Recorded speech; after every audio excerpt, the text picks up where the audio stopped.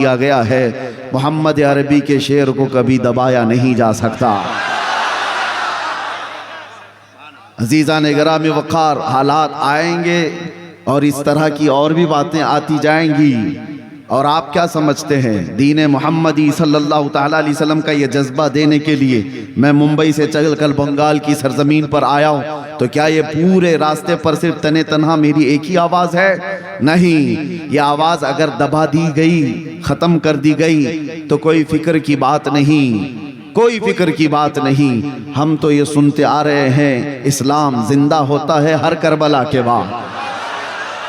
हम जाएंगे, हमारी जगह और 10 खड़े हो जाएंगे। तुम एक चिराग बुझाओगे, रब ताला 70 चिराग और रोशन फरमाएगा। आपके घर से सलमान पैदा होगा, हर घर से, हर इलाके से कोई खादिम हुसैन पैदा होगा। ये दीन का निज़ाम है, दीन का निज़ाम है। और जो इज्जतें मिलती हैं वो हुजूर पाक सल्लल्लाहु ताला अलैहि वसल्लम के नामूस की खातिर मिलती हैं। खैर, मैं कुरान अजीम की आयतें आपके सामने तिलावत किया। रब तबारक व तआला फरमाता है, क़द अफ़लहल मुमिनून, ईमान वाले ही कामयाब। मोमिनों के मुतालिक फरमाया गया ईमान वाले कामयाब हो चुके। कुरान में ये नहीं कहा गया कि कामयाब होंगे। ये जो आयत मैंने पढ़ी है, क़द अफ़लहल मुमिनून, कामयाब हो चुके, ईमान वाले कामयाब हो चुके। बस इतने ही जुमले पर अगर आप तवज्जो दे दें तो दुनिया जिस तरफ तुम्हें कामयाबी का नारा देकर बुला रही है, उस तरफ तुम्हारी निगाहें भी नहीं उठेंगी। रब तुम्हारा फरमा रहा है ईमान वाले कामयाब हैं, और तुम्हें फख्र होना चाहिए। तुम्हारे पास ईमान की दौलत जब तक है, इस बात पर फख्र करते रहो। अगरचे रहने को छत नहीं, मगर मौला ने ईमान दिया। अगरचे पहनने को कपड़े ढंग के नहीं है, लेकिन अल्लाह ने ईमान दिया है। इसलिए कि ईमान की दौलत ही वो है जो सहरा से निकल करके रोमा के तख्त को पलट दिया गया था। आपको पता है, वो 313 निहत्ते सहाबा जिनके पैरों में चप्पल नहीं, पैबंद लगे कपड़े हैं, एक खजूर की गुठली पर 10 लोग फाका कर लेते थे, लेकिन जब वो निकलते थे तो कैसर और किसरा भी कांपते थे। वो ईमान की दौलत थी। जो हुकूमतें सरनिकू होते चली गई उनके सामने, आज भी डर है तो तुम्हारी टोपियों से नहीं, कौम को डर है तो वो दाढ़ियों से नहीं, सिर्फ और सिर्फ तुम्हारी शक्लों से नहीं। जिस दुनिया को डर है वो तुम्हारे अंदर मौजूद ईमान की दौलत से। आपको पता है, वैसे मैं आपको बताऊं, चेहरे दिखने वाले सफेद लिबास के ऊंचे पाजामे और लंबे कुर्ते बहुत सारी तादाद में दिखते हैं, लेकिन उनसे किसी को खौफ ही नहीं है, डर ही नहीं है। इजराइल जैसा मुल्क भी कहता है इस जमात से हमको कोई जरर नहीं। ये चिल्ले में जाए, छट्टी में जाए, कहीं पर भी जाए, लोटे लेकर जाए, कहीं पर भी जाए, ये इस जमात से उनको कोई डर नहीं, बेजरर जमात है। पता ये चला कि डर किससे है फिर? डर अगर व्हील चेयर पर बैठा हुआ एक खादिम हुसैन लब्बैक कहता है। यूरोप को डर है, अमेरिका को डर है, यहाँ आपको एक बात बता रहा हूं, यूरोप की धरती हिलती है। पैरों से माजूर व्हील चेयर पर बैठ करके भी अगर कोई लब्बैक या रसूल अल्लाह कहता है तो डर इस बात का है कि ईमान है इसके सीने में। और ये ईमान ऐसा है कि मैंने शुरू में ही ये जुमला कहा है कि एक बार अगर ये कौम खड़ी हो गई तो इसे बिठाना मुश्किल हो जाएगा। एक बार अगर ये होश में आ गई तो अच्छे अच्छों के होश उड़ा देती है। इसीलिए दुनिया ने तुम पर करोड़ों डॉलर खर्चा किए कि इनको नशा में मदहोश रखो। हर मुसलमान मोहल्ला नशा से जूझ रहा है। हर इलाका जहां पर हम जाकर देखते हैं, सबसे बड़ी शिकायत लोगों की है हमारे बच्चे नशा में एडिक्ट हो चुके। चरस, गांजा, अफयून, कोकेन, हेरोइन, पता नहीं क्या क्या आ गई हमारे मोहल्लों में। दुनिया दीदा व दानिस्ता तुम्हारे मोहल्लों तक ये पहुंचाइए। तुम क्या समझते हो कि सिर्फ मुसलमान दिलदादा हो गए? अरे बड़ी बड़ी ताकतें पीछे लगी हुई हैं इसके। सजाएं 20-20 साल की यहाँ रखी गई हैं, उसके बावजूद पूरा का पूरा इलाका कैसे डूब जाता है नशा में। आपको पता है इसके पीछे बड़ी ताकतें मेहनत करती हैं कि नशा बेचने वाला इनका हो, लेने वाला इनका हो, करने वाला भी इनका हो, तबाह घर इनके हो। वजह यह है कि ये जब जब होश में आएंगे, जब जब होश में आएंगे, तारीख बताती है कि एक बार होश में आ गया तो सलाहुद्दीन निकल जाता है, होश में आया तो शहाबुद्दीन निकल जाता है, होश में आया तो औरंगजेब आ जाता है। दुनिया को पता है, इसीलिए इसे मदहोश रखो, इसे नशा में रखो, इसे आवारगी में रखो। आवारागिरी करने के लिए तुम्हें इतने सामान मुहैया कर दिए जाएंगे, इतने सामान इतनी आसानी से। क्यों भाई? तुम्हारे हाथ में इंटरनेट धड़ाधड़ मुफ्त दिया जाता है। क्यों? तुम्हें एडिक्ट बनाने के लिए ही तो, कि रात के 2 बज रहे हो कि 4 बज रहे हो, हमारा बच्चा पबजी खेलता रह जाए, उसकी माँ पुकारती रह जाए, वो गेम में मसरूफ रहे हैं। इसके दिन के 18 घंटे फेसबुक और इंस्टा सर्च करने में लग जाए, बाकी ये कुछ ना कर सके। आप क्या समझते हैं चरस गांजा ही ये नशा नहीं है? इंटरनेट भी अपने आप में एक बहुत बड़ा नशा है। जब ये किसी से निकाल लिया जाए तो उसके हाथ पैर कांपने लगते हैं। तुम्हें नशे में मदहोश रखा जाता है, इसलिए कि दुनिया जानती है इसको नशा में रखो। पूरे अरबों को भी इन्होंने नशा में रखा, पूरे अरब को। लेकिन मेरे अजीजों, मुझे फख्र है इस बात का कि नशा में आदमी जितना भी आ जाए, नशा में जितना भी आ जाए, अगर आदमी बेहोश होता है ना, उसको चूंटी काटो, उसको कैंची मारो, उसको ब्लेड मारो, तो उसके हाथ पैर नहीं हिलते। पूरा अगर सुन हो गया, बेहोश हो गया। लेकिन अगर होश में है तो थोड़ी सी चूंटी काटो तो फड़क उठता है और तड़पने लग जाता है। उसको थोड़ी सी सुई चुबा दो, उछल जाएगा। होश में हो तो दुनिया जब कभी इस कौम मुस्लिम को बेहोश करती है तो आजमा के देखती है एक बार कि पूरा बेहोश हुए कि नहीं हुए। और आजमाने का तरीका उनका यह है कि तुम्हें चाकू छुरी मार करके नहीं देखा जाता, एक बार रसूलुल्लाह की गुस्ताखी करके देखी जाती है। किसी जालिम कुत्ते को खड़ा किया जाता है भौंकने के लिए, नबी आखिरुज़्ज़मान सल्लल्लाहु अलैहि वसल्लम की शान में भौंको, उसको फंडिंग की जाती है, उसको हुकूमत की पहरेदारी दी जाती है, सब कुछ, और वो भौंकता है कहीं बैठ करके। और फिर देखा जाता है उम्मत मोहम्मदिया को कि ये पूरी बेहोश हुई कि नहीं हुई, पूरी बेहोश हो गई या नहीं हुई। ये आजमाने के लिए खड़ा किया जाता है हर दौर में। अरबों को उन्होंने देखा बेहोश हो गए, ये कहीं कुछ करने वाले नहीं, इसलिए उनके सरों पर आकर बैठ गए। लेकिन फख्र है मुझे गरीब नवाज के इस हिंदुस्तान पर, यहां पर भी नशा में सालों से हमें मदहोश तो किया गया, और फिर यहां पर भी चेक करने के लिए कुछ पाखंडियों को खड़ा किया गया और गुस्ताखाने रसूल को खड़ा किया गया, भोंको मोहम्मद अरबी की शान में।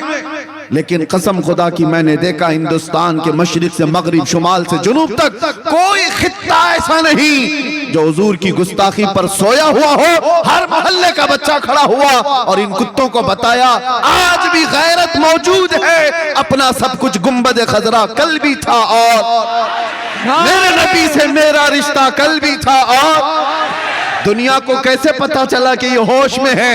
यही रात के 3 बजे का मजमा जब कहता है लब्बैक या रसूल अल्लाह। दुनिया को अच्छी तरह समझ में आया कि ये पूरे बेहोश नहीं हुए। और अल्लाह का करम है, ईमान जब तक तुम्हारा सलामत होगा तुम बेहोश नहीं होंगे, बेहोश नहीं होंगे। और इसी ईमान की बात मैं कर रहा हूं, चाहे जितने भी तुम्हारे अंदर खराबियां लाकर डाल दी जाएं, लेकिन इश्क़े मुस्तफ़ा मौजूद हो तो ये बुराइयां तुम्हें बेहोश नहीं करेंगी। हाँ, इसीलिए मैं एक जुमला कहता हूं, हमारा बच्चा आज गुनहगार तो हो जाता है लेकिन मेरे मुस्तफ़ा का गद्दार नहीं होता। गुनहगार होना और है, गद्दार होना और है। नामूसे मुस्तफ़ा पर बात आए तो ये सब अपने घरों से निकल जाते हैं। नामूसे मुस्तफ़ा पर बात आए तो फिर ये नहीं देखते कि मेरे लिए आसपास क्या मामलात हैं। यही ईमान की अलामत है जो आज मौजूद है। अभी मैं अगर आपसे कहूं अशहदु अन्ना मुहम्मद रसूलुल्लाह सल्लल्लाहु अलैहि वसल्लम, मैंने नाम लिया, मैंने नाम लिया मेरे नबी का, तुमने अंगूठे चूमे और लगाए क्यों? अपने लबों से अंगूठा चूमा और आंखों से लगाया। मैंने कहा तो नहीं किसी को, मैं नाम लेता हूं, आपके हाथ खुद ब खुद उठते हैं। नाम में यह असर है, मोहम्मद रसूलुल्लाह सल्लल्लाहु अलैहि वसल्लम। ये नाम जब लिया जाता है और गौर से देखना, ये सिर्फ सुन्नियों के हाथ उठते हैं, अंगूठे सबके नहीं उठते, सुन्नियों के उठते हैं। वो चाहे किसी भी हालत में बैठा हो, अरे पान खा रहा हो, कुछ भी कर रहा हो, नाम आया तो अंगूठों को बोसा लिया और फिर आंखों से लगाया। ये इस बात की अलामत है तुम्हें चूमने के लिए ऑर्डर देने की जरूरत नहीं, अंदर जो मौजूद इश्क है वो बेइख्तियार अंगूठे उठा देता। अंदर जो मोहब्बत है वो अलामत में बता रहा हूं, अलामत में बता रहा हूं। कौन कहता है ये मरी हुई कौम है? कौन कहता है? हमारी इस कौम को बोल बोल बोल करके नर्वस कर दिया गया कि मरी हुई कौम है, बिखरी हुई कौम है, टूटी हुई कौम है।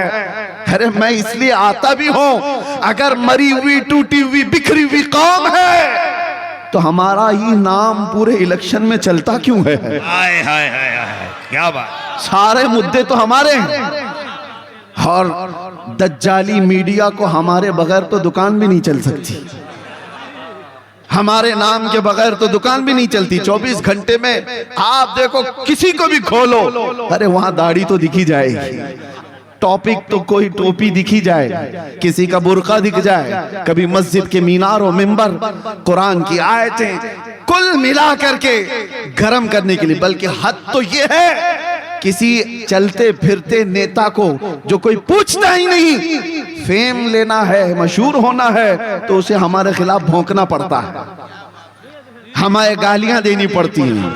इस्लाम को, कुरान को जब भोंकता है तो मशहूर होने की कोशिश करता है। मैं सोचता हूं, अरे तेरे पास कुछ था नहीं जो बोल के मशहूर होता, तुझे मशहूर होने के लिए भी मेरे दीन का सहारा लेना पड़ता है। हुजूर की जात पर भोंकता है और विलन बनने की कोशिश करता है। लेकिन एक बात मैं आपको बता दूं, उस फेम में और इस फेम में बड़ा फर्क है। गाली देकर मशहूर होने वाला और तारीफ करके मशहूर होने वाला, दोनों में बड़ा फर्क है। गाली देने वाला एक बार देगा, जिंदगी भर छुप छुप करके घूमना पड़ेगा, और तारीफ करने वाला कहीं छुप के बैठता ही नहीं, बल्कि उसकी तारीफ तारीफ तारीफ तारीफ। वाह वाह वाह, हमने देखा है, तारीफ करो मुस्तफा की और उसके बाद छुपने का मौका ही नहीं मिलता। हम देखते हैं ना हमारी रात है और हमारा दिन बचा है, सब दे दिया और जहां गए हजारों के मजमे में तन्हा गए। वजह क्या है? फर्क है, यही फर्क है। आज से मैं कहता हूं, जो ईमान की दौलत तुम्हारे पास बाकी है उसको मैं बताना चाहता हूं। मरे नहीं हो, अब मरे नहीं हो, बाकी हो तभी तो जिक्र चल रहा है। हमारा वजूद है तभी तो हम गिनाए जा रहे हैं, और वो भी छोटे मोटे लोग थोड़ी ना हमको गिन रहे हैं, बड़े बड़े लोग गिन रहे हैं, बड़े बड़े लोग इनको शुमार करते हैं। मैं कभी कभार सोचता हूं कि बहुत छोटे छोटे से बच्चे बंगाल के आए हों, तो जगह जगह उनके साथ मार पीट, उनको भगाने की कोशिशें कई इलाकों में दिखती। वजह यह है कि बिहारी होना या बंगाली होना मसला नहीं है, मसला इसका मुसलमान होना है। लोगों को यह तकलीफ कि ये मुसलमान है, इसको रहने ना दिया जाए। ये सारे मामलात तुम्हें जगाने के लिए हैं। दुनिया ये बता रही है कि आज भी हम तुमको शेर ही समझते हैं। डर किससे लगता है? डर किससे लगता है?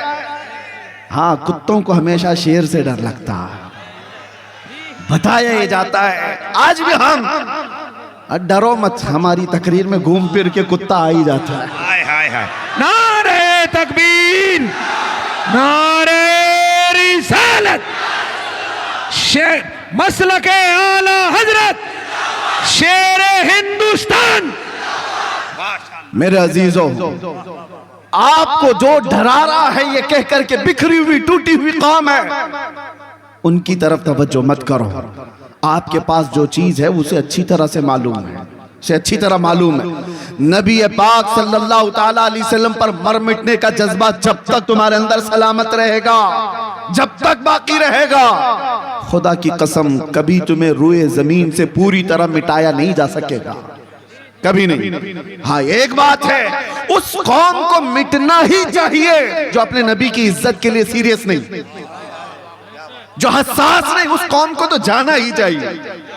चाहे वो आलिम के लिबास में हो, मुफ्ती के लिबास में हो, पीर के लिबास में हो, जो अपने नबी की इज्जत के लिए हसास नहीं, उसे इस जमीन पे जीने का हक क्या है?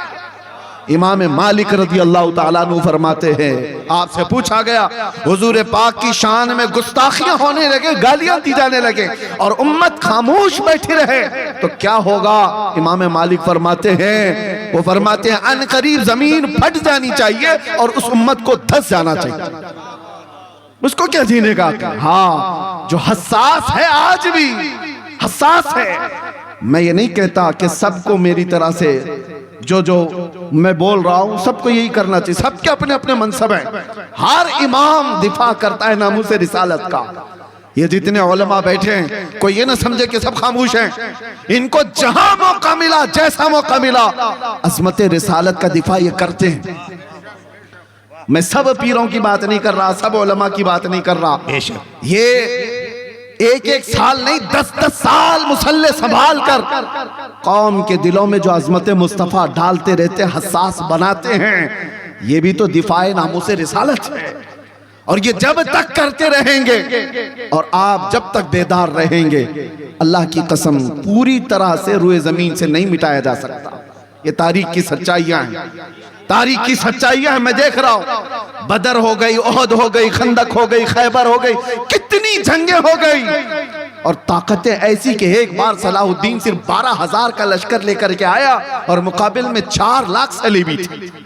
12,000 का मुकाबला 4 लाख से क्या हो सकता है? लेकिन फिर भी सलाहुद्दीन के जवानों ने लड़ाई लड़ी और तारीख लिखने वाले जो आज भी मौजूद है, मुअर्रिख वो अंग्रेज हैं, वो लिखते हैं 12,000 की फौज ने 4 लाख के तितर बितर कर दिए थे। तारीख में मौजूद है। वजह यह है कि सलाहुद्दीन ने जनाना लोगों को जमा नहीं किया था, आशिकाने मुस्तफा को जमा किया था। ये बात है या रसूल अल्लाह, माशाअल्लाह। ईमान हो तो कामयाबी है, ईमान नहीं है तो हर जगह सौदेबाजी करता है। ईमान ना हो तो आदमी कहां कहां सौदेबाजी करता है। आपको पता है, मैं कभी कभार सख्त जुमले बोलता हूं कुछ लोगों को जो सियासत में चले गए, पॉलिटिक्स में चले गए, उनको बुरे लगते हैं। लेकिन जिन्होंने अपना दीन धर्म सब बेच दिया, अब तुम्हें बुरा क्या लगना है? बुरा क्या लगना है? वो कहां कहां नहीं समझौता कर जाता जिसका ईमान है। अरे वो बीवी में भी, माँ में भी, बेटी में भी समझौता कर सकता है। ईमान ना हो तो वो दीन का समझौता सब कर लेता है। मैंने देखा है, इसलिए मैं आपके सामने कह रहा हूं। कुछ उन लोगों को मेरे 18 से 22 दिन तक इस रास्ते में गुजरे थे इन्वेस्टिगेशन के दौरान, हमने देखा है कितने ऐसे लोग हैं जिनसे ये लोग राब्ता करते हैं, इन्वेस्टिगेशन ऑफिसर्स, और पूछते हैं। बाद में पता चलता है अरे ये तो बड़े पीरे मुगा हैं जिनसे पूछ रहे, ये तो पीर साहब है। और ऐसा समझौता किए हुए कि अपने कौम की मुखबिरी कर रहा है, कौम के अंदर की बारीक बातों को यहां ला करके बताता है। आंखें फटी रहेगी, हम पहले ये नहीं जानते थे। ईमान ना हो तो आदमी हर चीज का सौदा करता है, अल्लाह अल्लाह। और ईमान हो तो बाल का भी सौदा नहीं करता। ईमान हो तो मेरे नबी पाक सल्लल्लाहु ताला अलैहि वसल्लम की अजमत और इज्जत तो बहुत दूर की बात है, आपके मुंह मुबारक के लिए जान भी कुर्बान कर सकता है। ईमान हो। बाकी ईमान ना हो तो मस्जिदों के सौदे करने वाले देखे हमने, खानकाहों के सौदे करने वाले देखे हमने, किताबों के सौदे करने वाले देखे हमने। कुछ तो वो भी आए जो ये कहने लगे कुछ वो हदीसें छुपा दी जाएं, कुछ वो आयतें कुरान की छुपा दी जाएं जिसमें जिहाद का जिक्र मिलता है। कौन सी सौदेबाजी कर रहे हो? ईमान गैरत हो गया, ईमान चला गया। उनको ये चाहिए कि दूसरों को राजी करने के लिए आयतें छुपा दो, हदीसें छुपा दो, और छुपा नहीं सकते तो कम से कम इस टॉपिक पे मत बोलो। ये भी हमारे पास आए, ये भी हमारे पास आए। मैं उनसे कहता हूं इन आयतों को निकाल दोगे या इन हदीसों को निकाल दोगे, मतलब नहीं समझते हो तुम हमारे नबी की आधी सीरत खत्म करना चाहते हो। कैसे बताओगे कि नबी बदर में क्या करने गए थे? कैसे बताओगे कि नबी उहद में क्या करने गए थे? कैसे बताओगे कि रसूलुल्लाह खैबर में क्यों गए थे?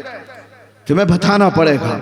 और तुम जिसकी रजा के लिए ये छुपाना चाह रहे हो, एक बात कान खोल के सुन लो, अल्लाह कुरान में फरमाता है वो हरगिज हरगिज तुमसे राजी नहीं होंगे, कभी नहीं राजी होंगे। तुम जिसकी रजा के लिए अपने आप को बदलना चाह रहे हो, आखिर वक्त आ ही जाता है। देखा नहीं, चंद सालों पहले लखनऊ से एक राफजी कुत्ता निकला था, नाम भी बदल लिया, धर्म भी बदल लिया, सब कुछ कर लिया। देखा होगा, सुना भी होगा, बच्चे छोटे वो नहीं जानते। हाँ, जानना भी नहीं चाहिए, जो कीड़े आए मौसम में चले गए, फिर जानना भी नहीं चाहिए। लेकिन जो लोग जानते हैं उनसे मैं कह रहा हूं, क्या बात। 6 महीने 8 महीने के बाद हुआ क्या? अरे दीन भी बदल लिया था, धर्म भी बदल लिया था, नाम भी बदल लिया था, कपड़े भी बदल लिया था, सब हो गया था। बाद में पता चला वहां से भी लात मार के निकाल दिया गया। अरे वो कौम दूसरी कास्ट को नहीं कबूल करती, तुझे कहां से ले लेगी? हाय हाय हाय, कहां से तुझे कबूल कर लेती? निकाल दिया गया। एक आला हजरत का पैगाम सुन करके जाओ, उस वक्त बहुत शिद्दत से याद आती बात आला हजरत की। मेरे आला हजरत ने कहा था, या रसूल अल्लाह, जो तेरे दर से यार फिरते हैं, दर बदर यूं ही खार फिरते हैं। नारे तकबीर, नारे रिसालत, मसलके आला हजरत। जो तेरे दर से यार फिरते हैं, दर बदर यूं ही खार फिरते हैं। देखा है जिंदगी में, जो उस दरबार को छोड़ा है वो जलीलों के साथ ही रहा है। और धोबी का कुत्ता न घर का न घाट का। बनना हो तो एक बनो। ऐ मुसलमानों, आपसे मैं कहता हूं, अल्लाह की बात पर यकीन है या नहीं तुम्हें? कुरान पर ईमान रखते हो? अल्लाह ने क्या फरमाया कुरान में? ईमान वाले कामयाब हो चुके। ईमान वालों की अलामत क्या है? कुरान कहता है अल्लज़ीना हुम फी सलातिहिम खाशिऊन, वो ईमान वाले कामयाब हुए हैं जो अपनी नमाजों में गिड़गिड़ाते हैं। जो नमाज ही नहीं पढ़ता तो अलामत कहाँ है उसकी ईमान की? नमाज से ही गाफिल है तो गिड़गिड़ाएगा कहाँ? आ जाओ, मस्जिदों को आबाद करो। इनकी वीरानियां तुम्हारे दिल की वीरानियां हैं। मस्जिदों का खालीपन तुम्हारी इज्जतें बर्बाद कर देंगी। इनकी सफों को भरने के बाद तुम्हारा ईमान जगमगाता है। और अल्लाह ताला आगे फरमाता है, वो जो ज़कात देते हैं वो ईमान वाले कामयाब हैं, और वो जो अपनी शर्मगाहों की हिफाजत करते हैं वो ईमान वाले कामयाब हैं, और जो बेहयाई से चेहरा फेर लेते हैं वो ईमान वाले कामयाब हैं। आज नौजवान तबके को मैं देखता हूं, क्या तुम्हारे पास ईमान है, इश्क रसूल है, हुजूर से मोहब्बत करने का दावा करते हो, फिर ये अलामतें कहां हैं? तुम्हारी नमाज कहां? तुम्हारी ज़कात कहां है? तुम्हारी मस्जिदें बेइबादत क्यों हो गई? तवज्जो की जरूरत है। मस्जिदें यूं ही नहीं शहीद होती। जब खाली तुम कर जाते हो तो दूसरों की निगाहें उसकी तरफ उठने लगती हैं। फज्र में अगर तुम्हारे जुमा का माहौल होने लग जाए, कसम खुदा की कोई एक भी तुम्हारी मस्जिद की तरफ आंख उठा के दिखा दे, कभी दिखा दे। तुमने आज अपने इबादत खानों को वीरान किया। और कुरान ये कहता है ईमान वाले कामयाब है। अल्लाह की जात पर यकीन रखो, अल्लाह की जात पर। और इसीलिए मस्जिद से सुबह से लेकर रात तक 5 बार मुअज्जिन पुकारता है, जिसमें 10 बार ये कहा जाता है हय्या अलल फलाह, कामयाबी की तरफ आओ, कामयाबी की तरफ आओ। पहले मुअज्जिन क्या पुकारता है? हय्या अलस सलाह, नमाज की तरफ आओ और कामयाबी की तरफ आओ। नमाज की तरफ आने वाला ही कामयाब है। 10 बार दिन में बोला जाता है। और फिर ये पर्चे लेकर के घूम रहा है, किसके पास? कामयाबी दिला दो नेताजी के पास, सेठों के पास, कंपनियों के पास, कि कोई अच्छी जॉब लग जाए, मैं कामयाब हो जाऊं। अरे तुमने कामयाबी का मेयार क्या समझ रखा है? गाड़ी, बंगला और घर, ये सारी चीजें कामयाबी का मेयार है? नहीं। कामयाबी का ये मेयार होता तो दुनिया अबू जहल से डर रही होती, अबू लहब से डर रही होती। कामयाबी का मेयार ये है, वो अबू हुरैरा जो 70 सहाबा के बीच बैठकर खजूर खाकर पूरी जिंदगी गुजारा करते थे। पूरी दुनिया उस फाका कश सहाबी से भी घबराती है, डरती है। क्यों? ईमान था और कामयाबी के मेयार को पहुंचा हुआ था। ईमान ये कामयाबी है। ये गाड़ी, बंगले, ये सारी चीजें मिल गई तो मिल गई, वरना कामयाबी तुम्हारी उसमें नहीं है। अल्लाह बुला रहा है तुम्हें कामयाबी की तरफ। अब मैं जुमले समेटते हुए आखिर में इतनी नसीहत जरूर करूंगा। ये दौर वो है जिसको आला हजरत ने हमें यूं कह करके नसीहत की थी, सुना जंगल रात अंधेरी, छाई बदली काली है, सोने वालों जागते रहियो चोरों की रखवाली है। आंख से काजल साफ चुरा ले, या वो चोर भला के हैं, तेरी गठरी ताकी है और तूने नींद निकाली है। सोना पास है सोना जहर है, सोना बन है सोना जहर है, उठ प्यारे तू कहता है मीठी नींद है, तेरी मथी निराली है। ये आला हजरत की नसीहतें हैं। दुनिया आज एक वीरान जंगल की तरह है, यहाँ पर सूना जंगल है, अंधेरी रात है, कोई दिखता नहीं है मदद के लिए। ऐसे वक्त में सोना तुम्हारे लिए अच्छा नहीं है, जागते रहो। और यहाँ चोरों की रखवाली है। ये दुनिया को जो देख रहे हो आप, अरे बड़े बड़े साहबे इक्तिदार आज नंगे दिख रहे हैं। इंटरनेट पर आप देख रहे होंगे, पता नहीं कौन कौन सी फाइल अभी खुलती जा रही है, कौन कौन सी फाइलें खुलती जा रही हैं, कितने कितने उसमें बाहर नंगे नजर आ रहे हैं। ये देखो अपनी आंखों से, ये वो लोग हैं जिनका इक्तिदार का नशा था, वो कामयाब नहीं, वो अंदर से नंगे थे, वो नंगे थे। छोटी बच्चियों का रेप करने वाले, 12 साल से लेकर 18 साल की बच्चियों का रेप करने वाले, वो कौन से कामयाब है?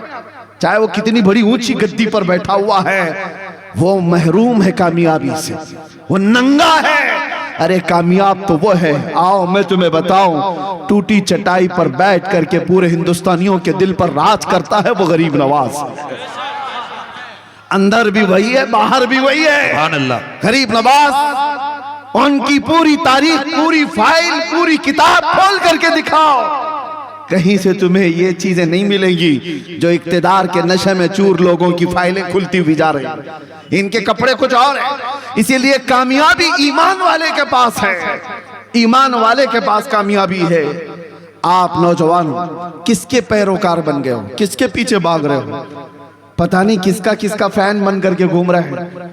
मैं उस एक्टर का फैन, लड़कियां किसी एक्ट्रेस के फैन, और कपड़े भी बदल गए, चेहरा भी बदल गया, और फिर इधर तुम नारा लगाते हो लब्बैक या रसूल अल्लाह, अल्लाह के रसूल में हाजिर हूं। तो फिर समझ में नहीं आता, तुम्हारा किरदार कुछ और बता रहा है, तुम्हारा किरदार कुछ और बता रहा है। तुम मुझे सीने पर हाथ रख करके बताओ, इस कायनात में सबसे ज्यादा हसीन चेहरा मेरे आका का था कि नहीं? तुम्हारा मानना है, यकीन है? अल्लाह के नबी से ज्यादा हसीन चेहरा किसी का नहीं था, यकीन है? तो बताओ, उस हसीन चेहरे के पीछे चलना चाहिए या मुजरा करने वालों के पीछे चलना चाहिए? वो हसीन चेहरा था, तो फिर तुम अपने चेहरे पर हाथ रख करके देखो, तुम क्यों नहीं मिलाना चाहते उस हसीन चेहरे से अपना चेहरा? फिर इन जालिम बदबख्तों के पीछे क्यों भागते हो जो चंद दिन मुजरे करके जहन्नम की तरफ ले जाना चाहते हैं? इसीलिए आओ मैं आपसे कहता हूं, आला हजरत की बात सुनो। उन्होंने क्या कहा? आज ले उनकी पनाह, आज मदद मांग उनसे, कल न मानेंगे क़यामत में अगर मान गया। और तुम्हारे दुनिया से ईमान के साथ, इस्लाम के साथ जाने की एक ही गारंटी है। वो गारंटी क्या है? उन्हें जाना, उन्हें माना, न रखा गैर से काम। लिल्लाहिल हम्द, मैं दुनिया से मुसलमान गया। सुभान अल्लाह, सुभान अल्लाह, क्या कहने, माशाअल्लाह।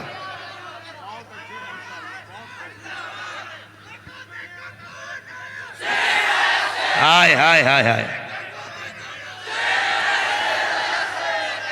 आज ऐ नौजवान, ये अहद करके उठो, आज ये अहद करके उठो कि जिएंगे तो मेरे मुस्तफ़ा के कदमों के लिए जिएंगे। हमारी आंखें दुनिया की रंगीनियां बहुत देख चुकी हैं, हमारी आंखें दुनिया की रानाइयां बहुत देख चुकी हैं। अब जितने दिन जिंदगी के बाकी हम में से किसी को नहीं पता कल मलकुल मौत घर आने वाले हैं या रास्ते में ही हमको उठाया जाने वाला है। जितनी देर ये आंखें बाकी हैं, कम अज कम बाकी जिंदगी अल्लाह की बारगाह में ये तमन्ना करो कि इन आंखों ने दुनिया की रंगीनियां बहुत देखी, अब थक चुकी है मौला, कुछ ऐसा कर दे मेरे किरदिगार आंखों में, हमेशा नक्श रहे रूए यार आंखों में। उन्हें ना देखा तो किस काम की है ये आंखें कि देखने की है सारी बहार आंखों में। पिया है जामे मोहब्बत जो आपने नूरी, हमेशा उसका रहेगा खुमार आंखों में। इन आंखों को एक तलब दे दो, एक तड़प दे दो। अब जीऊंगा और जब तक बाकी हैं आंखें इसलिए रखूंगा कि कोई रात ऐसी आ जाए कि मेरे आका का दीदार हो जाए। ये तमन्ना रखोगे कि नहीं रखोगे? ये तड़प रखोगे कि नहीं? फिर आप अपने स्क्रीन पर ओरियां तस्वीरें देखना बंद करना, ये सोच करके कि मेरी आंखें इन नंगी तस्वीरों के लिए नहीं, आमिना के लाल को देखने के लिए मुझे अपनी आंखें बचा रखनी है। बेहया औरतों के लिए ये मेरी आंखें नहीं है, दुनिया का रंग रोगन देखने के लिए नहीं है। मैंने आंखें अब संभाली हैं मेरे मुस्तफा के लिए, मेरे आका को देखने के लिए। तुम क्या समझते हो हम नहीं देख सकते? ऐसा कभी नहीं हो सकता। आपको मैं बताऊं, हुजूर की जियारत करने के लिए कहीं पर भी फुकाए कराम ने नहीं बताया बड़ा परहेजगार होगा तो ही जियारत होगी, बड़ा मुत्तकी होगा तो ही जियारत होगी, नमाजी होगा तो ही जियारत होगी। ऐसा कहीं नहीं फरमाया गया। बस इतना है कि उनको जब कर्म हो जाए किसी पर, वो जिस पर कर्म कर दें, आता है फकीरों पे उन्हें प्यार कुछ ऐसा, खुद भीख दें और खुद कहें मंगते का भला। उम्मती होना बस काफी है। वो रसूल जब चाहें जिसे चाहें अपने दीदार से नवाज। इसलिए मैं कह रहा हूं कि तुम्हारे ईमान की बका आज के जमाने में इस तलब के साथ बाकी रह सकती है, इस तड़प के साथ बाकी रह सकती है। अब मजीद इधर उधर की ना देखो, अपने नबी के दीदार के लिए तड़पते रहो। रोज घर जाओ तो ये कहते हुए मैं सो जाऊं या मुस्तफा कहते कहते, खुले आंख सल्ले अला कहते कहते, और जानते हो मेरा रसूल इतना गैरतमंद है, एक बार पुकार करके तो देखो। यूं कहो सुना है आप हर आशिक के घर तशरीफ लाते हैं, या रसूल अल्लाह सुना है आप हर आशिक के घर तशरीफ लाते हैं। मेरे घर में भी हो जाए चरागा या रसूल अल्लाह, मेरे दिल में भी हो जाए चरागा। तलब सच्ची हो तो रात आ ही जाएगी जब किस्मत बदल जाए, जब जिंदगी में इनकलाब आ जाए और देखने वाली आंखें फिर कहेंगी, जो भी तुम्हें देखेगा वो मुस्कुराता हुआ कहेगा बदन से खुशबू मोहम्मद की आती है, मदीने वाले की आती है सल्लल्लाहु अलैहि वसल्लम। वजह यह है कि हमने दुनिया की तमाम रानाइयों और रंगीनियों को अपनी आंखों में बसा रखा है। छोड़ो निकलो, ईमान इस बात की गमाजी करता है कि जिए तो वो सिर्फ अपने नबी पाक की जात के लिए। एक मिसाल देकर खत्म करता हूं, सुनो। अल्लाह के नबी सल्लल्लाहु अलैहि वसल्लम ने एक दिन ये फरमाया, हुब्बिबा इलैया मिन दुनियाकुम सलासा, तुम्हारी दुनिया में से मुझे 3 चीजें पसंद हैं। हुजूर ने फरमाया दुनियावी चीजों में मुझे 3 चीजें पसंद हैं। जुइलत कुर्रतु ऐनी फिस्सलाह वन निसाउ वत्तीब, नमाज। हुजूर फरमाते नमाज मुझे पसंद, औरत और खुशबू। औरतों को इसलिए कि लोग हिकारत से देखते थे, औरतों को मकाम नहीं दिया जाता था, उनको अलग कैटेगरी में रखा जाता था। हुजूर ने अपनी पसंद बता करके उनका मकाम बुलंद किया था। 3 मेरे आका ने 3 चीजें फरमाई। अब सुनो, एक आशिक रसूल क्या कहता है। अबू बकर सिद्दीक से पूछा गया, आपको भी दुनिया में कुछ चीजें पसंद है? पसंद होने में कोई कह सकता है मुझे मेरा बेटा बहुत पसंद है, मुझे मेरी बीवी पसंद है, मेरी बेटी पसंद है, लेकिन सिद्दीक अकबर की इस मोहब्बत पर कुर्बान जाओ, ईमान क्या है? वो कहते मुझे भी दुनिया में 3 चीजें पसंद है, 3 चीजें पसंद है। पूछा गया वो 3 क्या है? सुनो, नंबर 1 वो कहते हैं, हजरत अबू बकर सिद्दीक कहते हैं, अन नज़रु इला वजहि रसूलिल्लाह, जिंदगी भर रसूलुल्लाह के चेहरे को देखना, ये पहली पसंद। दूसरा क्या है? पूछा गया, चलो एक बात तो समझ में आई, हुजूर को देखना आपकी पहली पसंद। दूसरा क्या है? वो कहते हैं वह इन्फाकु माली अला रसूलिल्लाह, दूसरी पसंद ये है कि मेरा पूरा माल सिर्फ रसूलुल्लाह के लिए खर्चा हो। फिर पूछा गया तीसरा क्या है? वो कहते हैं अन यकूना इब्नती तहत रसूलिल्लाह, तीसरी पसंद यह है कि मेरी बेटी रसूलुल्लाह की निकाह में। सुभान अल्लाह। कुल मिलाकर के जो पसंद है वो हुजूर के आसपास है, देखना हुजूर को है, खर्चा हुजूर पर है, बेटी हुजूर के पास रहे। इसी को इकबाल ने क्या कहा था, बमुस्तफा बरसा खैश के दी हमाऊस, अपने आप को नबी के कदमों तक पहुंचा दे। दीन यही है, दीन यही है। गर्बऊन रसीदी तमाम बुल हबीब, अगर अपने आप को वहां तक नहीं पहुंचा सका तो जिंदगी अबू लहब की तरह है। ऐ नौजवानों, आज इस रात यही गुजारिश करके रुखसत हो जाऊंगा। उठो वो गरना हश्र न होगा फिर कभी, दौड़ो के जमाना छाल अपनी चल गया। मैं तुम्हें चाकू छुरी हथियार ब्लेड रखने की बात नहीं कर रहा, हथियार उठाने की बात नहीं कर रहा। मैं जानता हूं यहां मैं प्लास्टिक की चाकू की भी बात करूंगा तो कल आतंकवादी का लेबल लगा दिया जाएगा। हमें उन हथियारों से क्या लेना देना। मैं तो सिर्फ इतना कहने आया हूं, ऊपर से लेकर नीचे तक तुम्हारी चाल चलन उठक बैठक हर चीज में इश्क़ रसूल का जामा पहन लो। जिस तरफ से गुजरोगे हथियार की जरूरत नहीं, तुम्हारी खुशबुओं से हजारों कीड़ों की वो ही मौत हो जाए। तुम्हारी चलत फिरत से यूं ही कीड़ों की मौत हो जाए।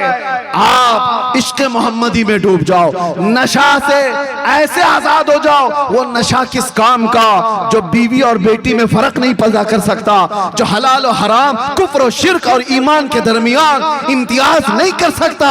अरे 36 घंटे बदहोश रहने वाला वो नौजवान चरस गांजा अफयून खा करके जो अपने और गैर को पहचान नहीं पाता, छोड़ उस नशा को। नशा करना ही है तो इश्क़ मोहम्मदी का करो, मोहब्बत मुस्तफा का करो कि जिसके सर चढ़ करके ये नशा बोलता है तो फिर वो आम आदमी नहीं रहता, फिर वो जमाने का आला हजरत बन जाता है, वो जमाने का सादी शिराजी बन जाता है, वो जमाने का हाफिज शिराजी बनता है। उसकी जुबान से निकलने वाले कलमे हर एक को मशहूर कर देते हैं। इसीलिए आओ डूब जाओ इश्क़ मोहम्मदी में। आपको आकर के उलमा से पूछना चाहिए। मौलाना तलाक के मसले मैंने बहुत पूछे, इद्दत के बारे में बहुत पूछा, विरासत के बारे में बहुत पूछा। अब जरा ये तो बताओ मेरे आका कैसे खाते थे, मुझे ये बताओ मेरे आका क्या पहनते थे, मुझे ये बताओ मेरे आका कब चलते थे, कब बैठते थे, कब मुस्कुराते थे, क्या बोलते थे। मुझे ये बताओ मेरे आका ने मंगनी भी की है या नहीं, मुझे ये बताओ मेरे आका ने वलीमा किया है तो कैसे किया है। अगर हुजूर के घर में बच्चा हुआ था तो अकीका कैसे किया गया था। ये होती है तलब। जब अपने नबी से मोहब्बत हो तो ये तड़प हो। आप आओ और पूछो, पूछ करके अपने नबी की सीरत पर अमल करो। वो दिन आ ही जाएगा, वो दिन आ ही जाएगा। कद अफ़लहल मुमिनून का तोहफा जो अल्लाह ने तुम्हें दिया है वो सर चढ़कर बोलने लगेगा। दुनिया पुकार कर कहेगी इससे ज्यादा कामयाबी इस रोए जमीन पर कोई नहीं दिखता, कोई नहीं दिखता। इसीलिए कुरान की आयत की तर्जुमानी करते हुए इकबाल ने कहा था कि मोहम्मद से वफा तूने तो हम तेरे हैं। अरे ये जहां चीज है क्या, लौह कलम तेरे हैं। और कैसे गिरे पड़े क्यों ना हो, बीमार क्यों ना हो, कोई पूछता क्यों ना हो, दामने रसूल से वाबस्ता हो करके तो देखो। अरे गरीब बस्ती में भी जाओगे तो हजारों के मजमे में लगोगे, कहीं पर भी जाओगे इज्जतों के साथ उठाए जाओगे।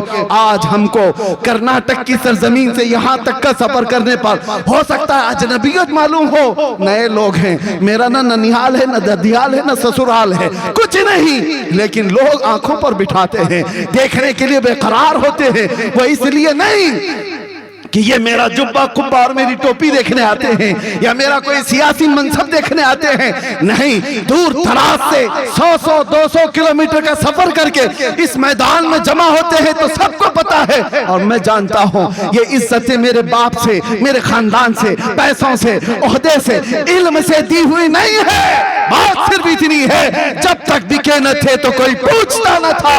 या रसूल अल्लाह तुमने खरीद कर हमें अनमोल कर दिया, लब्बैक या रसूल अल्लाह, या रसूल अल्लाह। वाह वाह वाह।